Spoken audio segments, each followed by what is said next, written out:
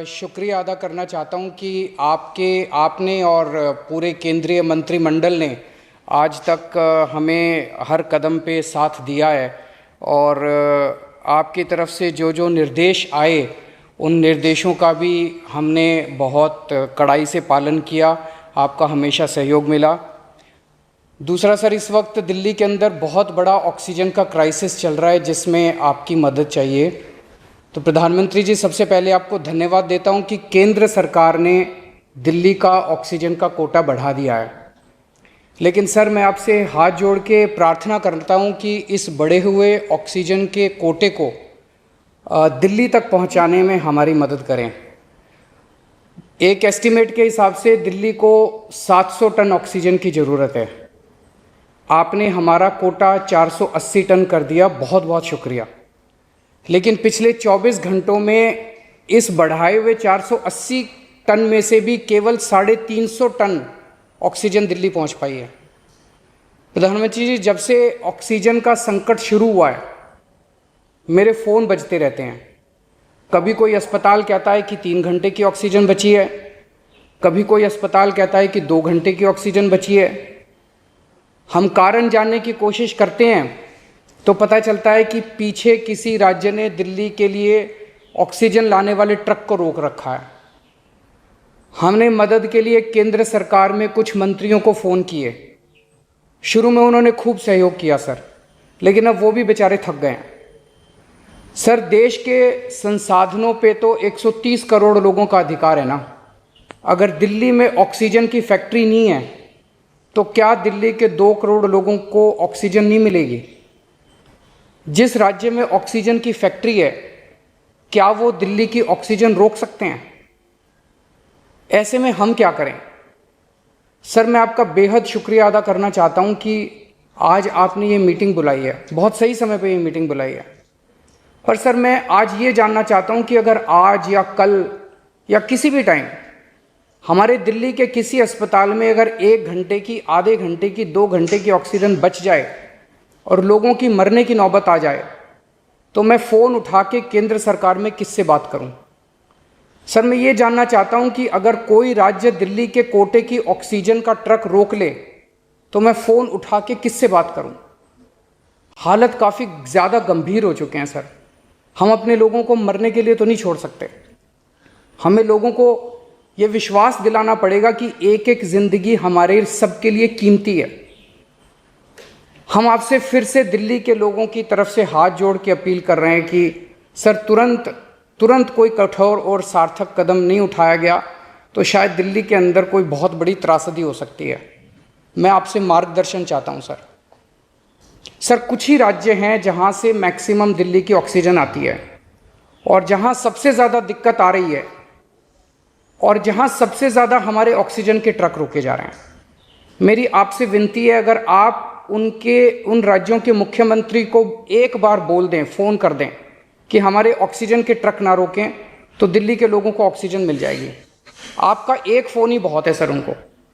दिल्ली के 2 करोड़ लोगों की तरफ से मैं आज आपसे हाथ जोड़ के विनती कर रहा हूं कि सर, आप हमारी मदद कर सकते हैं। आप कृपया हमारी मदद कीजिए और अस्पताल में लोगों को ताकि ऑक्सीजन मिल जाए।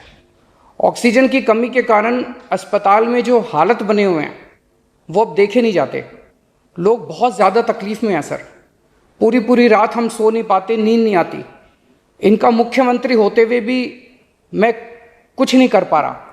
डर लगता है कि ऑक्सीजन की कमी से कहीं कोई बड़ा हादसा ना हो जाए। ईश्वर ना करे अगर ऑक्सीजन ना मिलने से कुछ अनहोनी हो गई तो हम सब कभी अपने आप को माफ़ नहीं कर पाएंगे। प्रधानमंत्री जी, कोरोना से देश को बचाने के लिए एक नेशनल प्लान बनना चाहिए। इस नेशनल प्लान के अंतर्गत देश के सभी ऑक्सीजन प्लांट्स को तुरंत आर्मी के जरिए केंद्र सरकार टेक ओवर करे। ऑक्सीजन प्लांट से निकलने वाले हर ट्रक के साथ एक आर्मी का एस्कॉर्ट व्हीकल रहेगा तो कोई उस ट्रक को फिर आगे रोक नहीं पाएगा।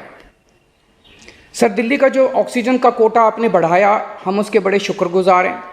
लेकिन उसमें लगभग 100 टन ऑक्सीजन उड़ीसा और वेस्ट बंगाल से आनी है। हम परसों से, जब से कोटा बढ़ा है, हम कोशिश कर रहे हैं उस ऑक्सीजन को दिल्ली लाने की। मेरा आपसे निवेदन है कि यहाँ से ऑक्सीजन अगर हो सके तो हमें हवाई जहाज से उपलब्ध करवाई जाए, और नहीं तो जैसा अभी बताया गया आपका आइडिया है ऑक्सीजन एक्सप्रेस शुरू करने का, वो ऑक्सीजन एक्सप्रेस शुरू करके वेस्ट बंगाल और उड़ीसा से हमें ऑक्सीजन दिलवाई जाए। आइडिया नहीं, ऑलरेडी चल रहा है। सर दिल्ली तक नहीं पहुंच पा रही हमारी, दिल्ली तक नहीं आ रहा। उसमें अगर हमें दिल्ली के लिए भी कॉरिडोर मिल जाए तो आपकी बड़ी मेहरबानी होगी सर। आपने 2-3 जगह तो कर दिया सर, आपके इंटरवेंशन से मुझे पता चला। एक दिल्ली के लिए और करा दीजिए सर, यहाँ की हमारी 100 टन ऑक्सीजन उधर से आनी है।